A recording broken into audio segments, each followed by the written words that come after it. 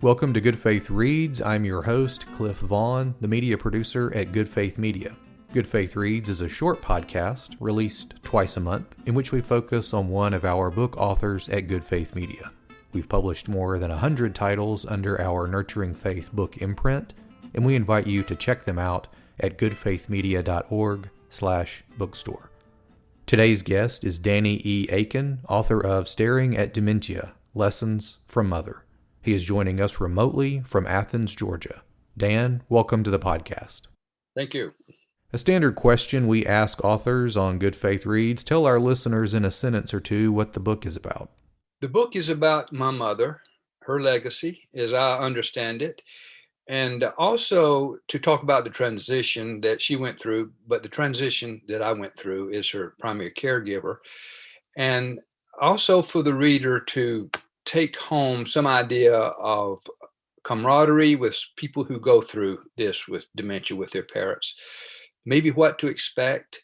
It certainly doesn't take away the pain of dementia. It doesn't do that at all, but it just gives a voice to someone who has gone through that. You may go through that.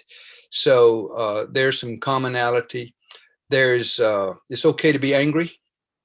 I was at times, not to the point of anything other than just that anger, but there's humor. There's humor in there too. So look for that. But I think, Cliff, one of the most important things I'd like to say, and I got this from a book from John Swinton, and I refer to that in the book, it's looking for the self that is left in that parent. Sometimes it's hard to see, but John Swinton calls for us caregivers to look for that self, that person that's really there that you've known. And I did. And I saw that in Mother. Sometimes it was disguised and it was hard to find, but it was there. It was there in her kindness. It was there in her wisdom. Even in dementia, it was at times there in her words. And then the last thing I would say is to people who might read this book, write these stories down of your parents. Don't let them go because you will forget them and you won't have them anymore. So write them down. At a couple of points in the book, you relay conversations you had with doctors and others about realizing in the moment the significant changes that were happening. For example, in one of the early conversations with your mother's doctor about Alzheimer's, you asked the doctor, "Are we in a life change?" Yes was the answer. So can you talk about confronting and giving voice to those realities of significant fundamental life change? Mother was in independent living up until then, and after those series of events I talk about in talking with the doctor, we realized that she could not stay alone. And I have two brothers that live about an hour and a half away, and we knew that we had to make some plans for someone to be with her. So we bought an air mattress. We took turns. We moved in. We stayed during the evenings there for a while, and we were with her all the time. And we tried to make sure that things were not readily available to her, like laxatives that she was taking that we mentioned that the doctor says she doesn't need to be taking those. And so we tried to adjust that, and we took turns 2 or 3 days each staying with her. So we had to change our lifestyle a little bit for that. And then, as all of us talked about, we saw big changes in her during that time that surprised us and disappointed us and caused us to look further at what we need to do. I was struck by the quotidian nature of the challenges and how the fundamental nature of them, like where am I going to live? How am I going to get dressed? Who prepares my food? Even though there's some disappointment or heartache or frustration, the ways in which just the focus on those fundamental questions really offered this clear lens through which to focus on life. Any thoughts about that, or memories about that, or disagreements or ruminations on how end of life brings life itself more into focus, if that makes sense? Well, Mother was in a very good place. The retirement center she was had independent living, it had personal care, and it had memory care all together. So she was there from her time that she went over for that period of time in the same general location. So we were changing where she was physically by a few feet, maybe. Mother was always easy to get along with. She wanted things to work. She wanted us to be in agreement. And to disagree with mother was not good. And not only did you have to agree to something, to permit something, you had to agree to it. We always had to be in agreement. So she was, but that wasn't something that put you off. It was just mother. She wanted order. She wanted this internal order, boundaries that she always had. And she wanted those, and she wanted those in the family. And that was the big problem with dementia, is all that was disrupted. Her internal order was disrupted. And I refer in the book to some of the early Jewish prophets and what they were writing about and how they were trying to maintain this order for Israel. Well, I saw mother in that. Her order was disrupted. How can I get this order back? And she couldn't. She couldn't get it back. But it was a disturbing factor for her. So, I found great relief in talking to her and occasionally finding a point that we could talk about that she really knew. And one was sewing, the ability to sew. She was very good at it. And once we got into that conversation during the time of dementia, she was absolutely spot on in what she talked about and just talked elegantly about that for so long. So there were these moments of self that came out that we could see and they could relate to. And then there was times when later on, she didn't recognize me. And wasn't belligerent, but she didn't recognize me. And so I wasn't put in the best framework because I was more or less intruding in a way, but that was short-lived and she came about. So during the whole time, Cliff, it wasn't fun by any means, but it wasn't harshness either. And she never got mean-spirited like some do in dementia. Not their own fault, but they get mean-spirited.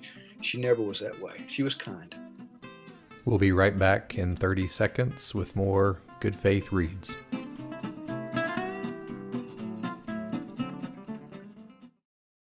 Lot Carey is proud to bring you conversations with some of the best and brightest pastors coast to coast. Our new podcast, Pilgrimages of Striving and Thriving, delivers wisdom from the Black church for the whole church. Find us wherever you get your podcasts or listen online at lotcarey.org.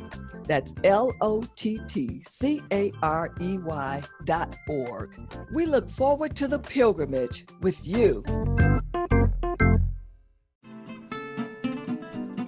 Welcome back to Good Faith Reads. Today we're joined remotely by Danny E. Akin, author of the Good Faith Media book, Staring at Dementia, Lessons from Mother. I'm Cliff Vaughn, the media producer at Good Faith Media.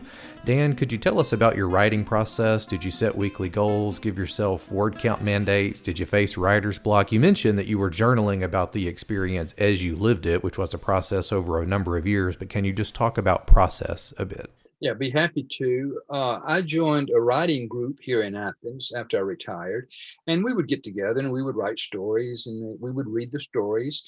And so I began to write about mother. She was in independent living at that time. And so I had some interesting stories, such as the time that I was asked to go buy her a bra, which was really a surprise to me and kind of threw me a loop. But I wrote about that and some humorous ideas and so I continued to write those stories and read them. And then as mother transitioned into other things, I began to continue to write, but I began to think of something bigger and broader and perhaps a book. So what does it mean to people who are dealing with dementia? How do they handle it? What are the common experiences? Yeah, you quote a social director at the facility where your mom lived who told you that the only thing that was normal was the setting on a washing machine.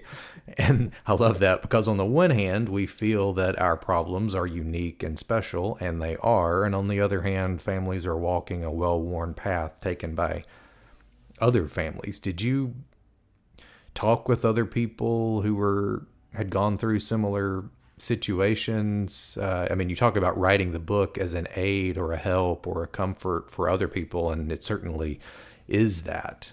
Thoughts about sort of the ways in which our path is both unique and common.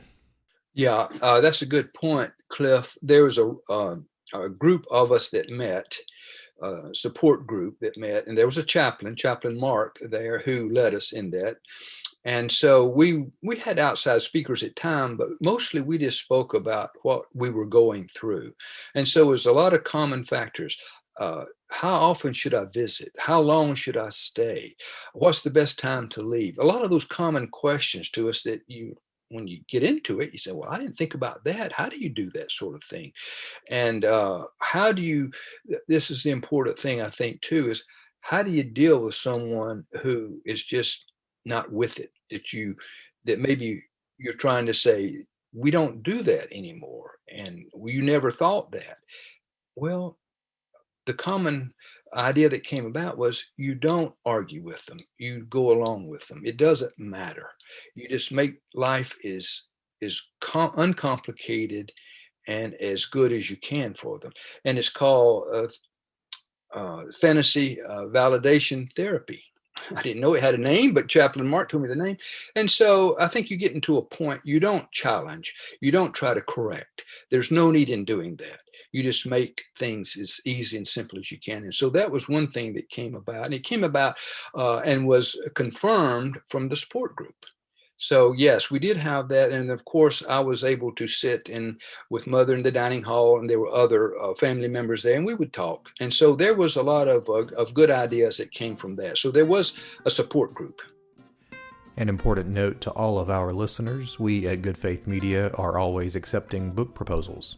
Our authors engage with an experienced team of editors, designers, and marketers to produce and sell books on a variety of topics. If you have a book proposal you'd like to run by us, head on over to goodfaithmedia.org/bookstore for more information. That's goodfaithmedia.org/bookstore. Dan, I wonder if you might read for us a sentence or two from the book that you think is critical for listeners to hear, either because it represents the book or because you think it's especially important for listeners to hear right now. Cliff, I would like to read something from the preface of the book that says a little bit about why I wrote it. So why did I write this book? I did so mostly because I want to share the legacy of Mother, a woman who, without fame, wealth, or status, at least as the world defines it, deeply influenced the lives of her sons, grandchildren, great-grandchildren, extended family, church, neighbors, friends, and retirement home staff. I want to recall the self, still present in the selfless saint. However, I also want to relate Mother's transition to dependence and mine to caregiver, and confess those feelings, joy, anger, frustration, love, humor, amazement that a caregiver experiences during these transitions. Our guest today on Good Faith Reads has been Danny E. Akin, author of Staring at Dementia, Lessons from Mother. The book, along with more than 100 other titles, is available as both a print book and ebook at goodfaithmedia.org/bookstore. Dan, we appreciate you being our guest today. Thank you.